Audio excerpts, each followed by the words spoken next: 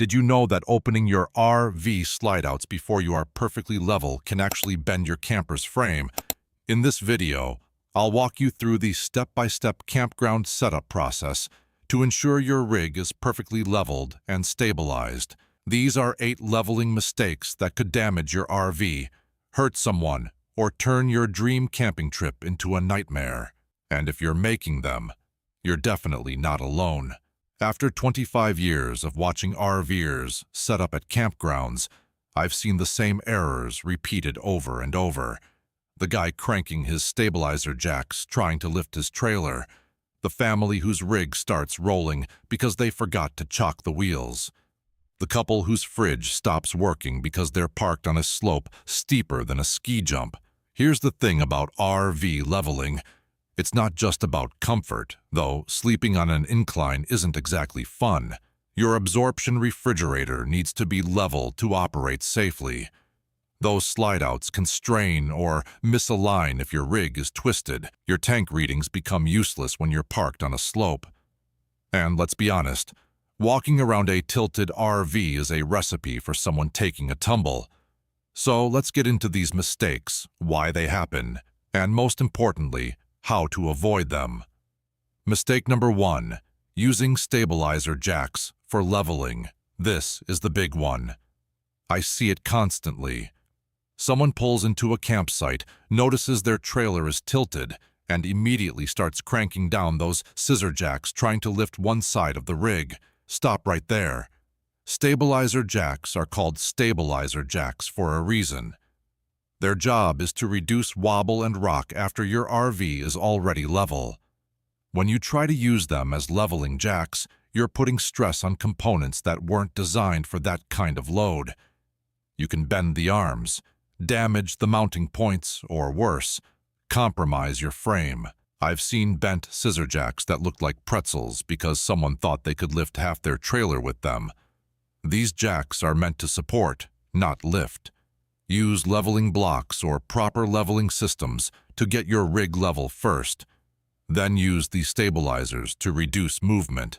Mistake number 2, not chocking wheels before unhitching. Here's a scenario that plays out more often than you'd think. Someone starts leveling their travel trailer. They've unhitched from the tow vehicle. They're stacking blocks, driving up, checking the level, and suddenly the trailer starts rolling. This is non-negotiable. Even on what looks like level ground, even on a slight slope you barely notice, you must chock your wheels before unhitching. A runaway RV can hurt someone, damage property, or roll right into the campsite lake. I remember talking to a guy at a campground in Colorado who watched his neighbor's trailer roll backward into a picnic table because they skipped this step.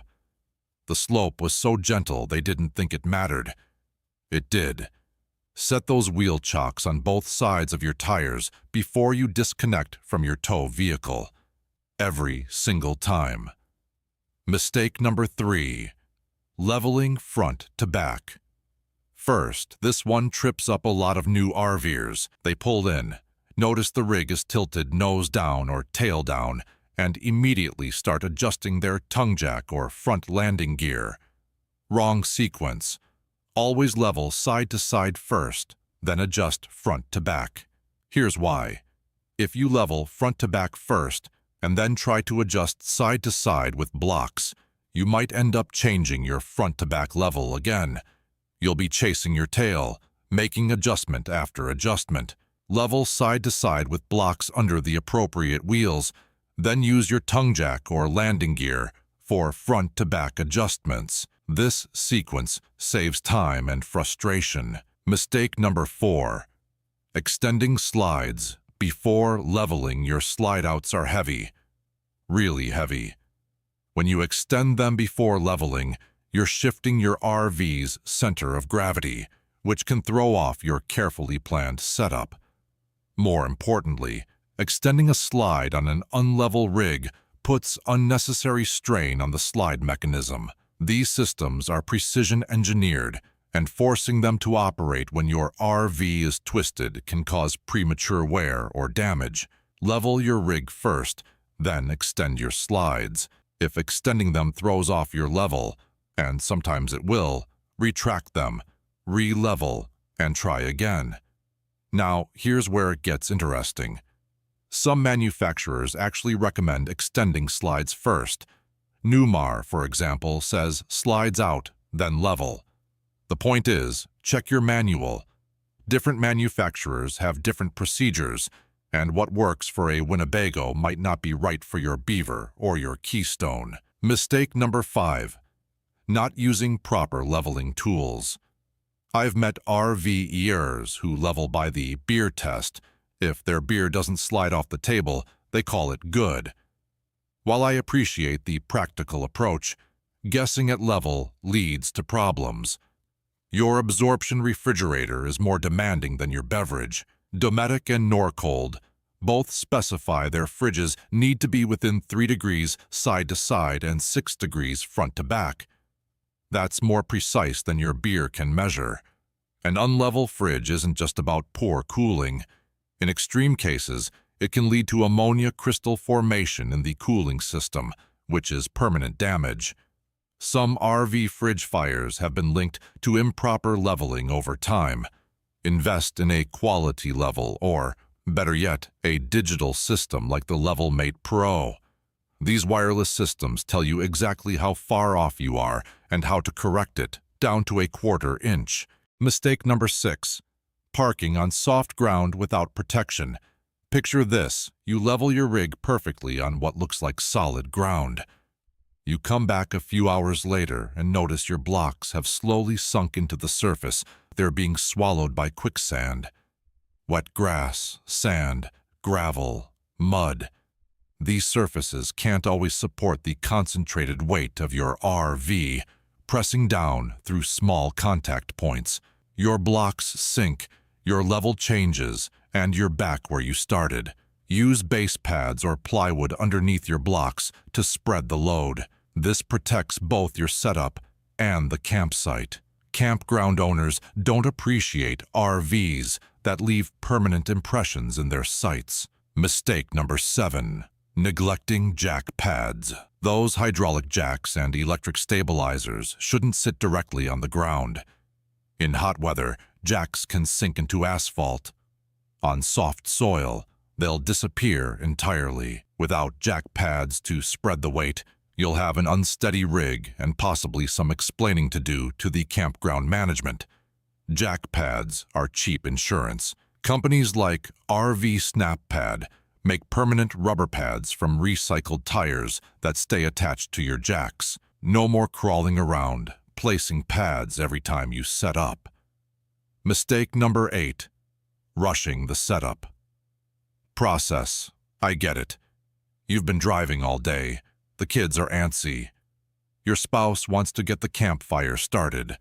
The pressure to set up quickly is real, but rushing leads to mistakes, skipped steps, forgotten chocks, improper sequences, small errors that turn into big frustrations later. Take your time, follow your process, double-check your work. A good setup takes maybe 20 minutes longer than a rushed one, but it'll save you hours of trouble later. The right way, to do it. So what's the correct process? For travel trailers and fifth wheels, start by choosing the most level spot available. Don't just pull into the first opening. Take a minute to find the best ground. Level side to side first, using blocks under the appropriate wheels. Chock your wheels, both sides, every time.